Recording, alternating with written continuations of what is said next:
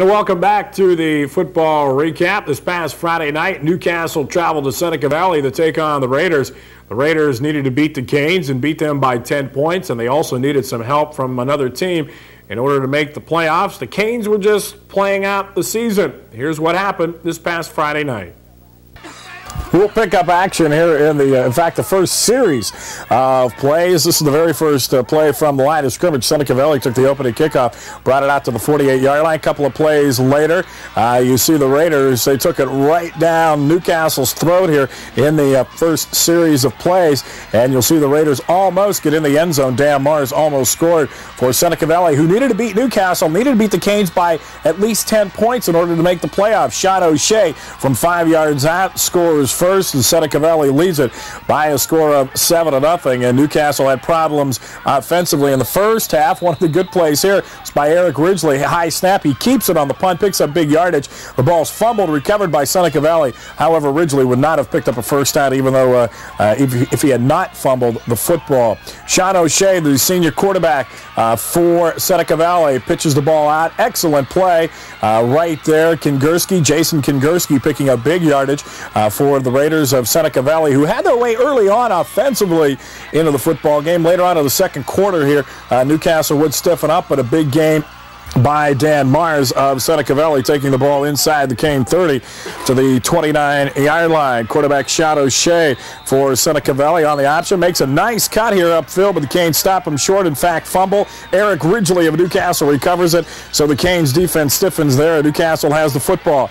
Cane Tony Miller drops back to pass, looks, and here on the far sideline hits Maurice Johnson for a gain, but it was 7-0 at the end of the first half. This is the opening kickoff of the second half. We'll see Anthony Respus fumble the ball. Now he'll go down and pick it up, and his knee touches the ground, and he's down right at the 7-yard line. So the Canes starting out in the second half deep in their own territory. Here you'll see a great run by Maurice Johnson. Cuts it upfield. Maurice will rip off about 30 yards on this gain and take the ball all the way out to the Cane 37-yard line. One of the better plays of the evening offensively for Newcastle. Again, we'll see Johnson on that same play, cut it upfield just like he did before, and this time get the ball close to the 30-yard line.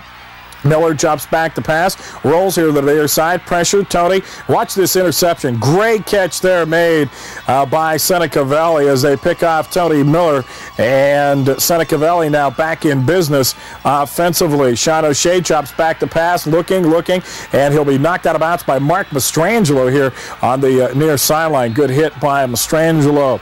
Now we'll see the Raiders again offensively, and this time it'll be a huge gain. In fact, it'll go all the way for a touchdown. Jeff McGahee, right off tackle, burns the Canes for 58 yards, and Seneca Valley leads at 14-0. Remember now, the Raiders need to beat the Canes by at least 10 points, too.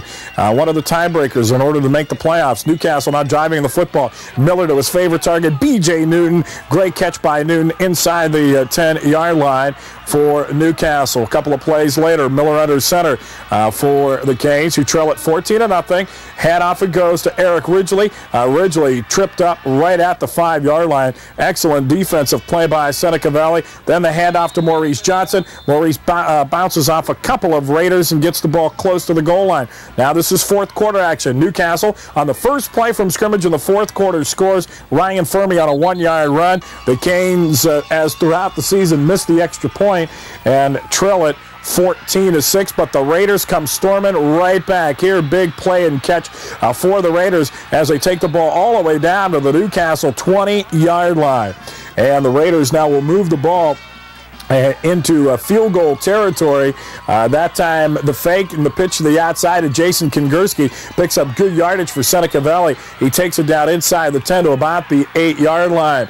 Now we'll see a play here. At the end of this play, you'll see the referee go into his pocket to throw a flag. As you see O'Shea, the flag right there on that hit. Now what happened is they brought the ball back outside to the 15-yard line because they moved the ball half the distance, offsetting penalties, brought it back to the 15, and now we'll see the field goal by Seneca Valley, and that was by Dan Flood, a 20-yard field goal. Raiders now lead at 17-6. Remember, they need to beat the Canes by 10 to make the playoffs. Tony Miller drops back to pass, looking, pass upfield, caught by Eric Ridgely. Now, after this play, there was an unsportsmanlike conduct penalty on the Canes. One of the Canes thrown out of the ball game. So the Canes, that big gain was nullified. You see Miller being sacked at the 15-yard line. Canes, in fact, had a couple of kids thrown out in this ball game. That time, Newcastle fumbles the snap. Seneca Valley falls on top, and then the Raiders are about to close things out for the Canes. Shot O'Shea from 4 yards out, and the Raiders go on and win it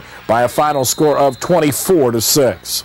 Newcastle finished up this '89 campaign with a 2-7-1 mark overall. Lindy Laurel, the 68-year-old head coach of the Red Hurricanes, says yes, he will be back for another season next year. Seneca Valley, meanwhile, heads to the WPIAL playoffs Friday night.